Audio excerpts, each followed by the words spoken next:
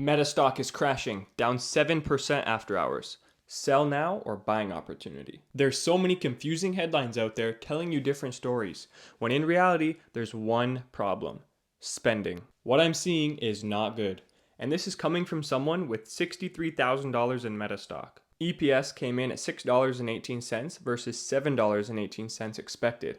Not good, but revenue beat at $60.8 billion versus $60.2 billion. Look at expenses as a percent of revenue. It just went vertical. That revenue growth number of 28% doesn't look so great when expenses were up 55%. And the company still projected capex for the year to be 130 to 145 billion, so the spending is not slowing down yet. Think of it like this: you just got the biggest raise of your life. However, your spending is also climbing faster than your income. You're earning more than ever and keeping less than ever. That's Meta right now. Meta's business is still fundamentally okay.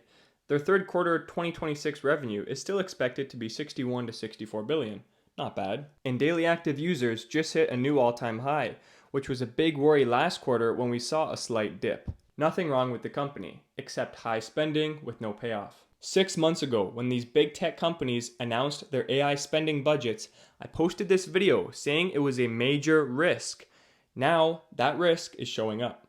Google stock fell more than 6% last week on this same problem. Now Meta, and Amazon reports today, so we'll see if it happens again. So should you buy Meta? Let's look at the valuation. The numbers you look at online will say Meta is cheap at a forward PE of 19, but don't trust that number. Forward PE is based on future earnings, but Meta's earnings are falling. Those earnings estimates will come down, meaning the real forward PE is maybe 25. For a strong company like Meta, growing revenue at 28%, that's still decent value, just not the bargain you see at first glance. So I'll be straight with you.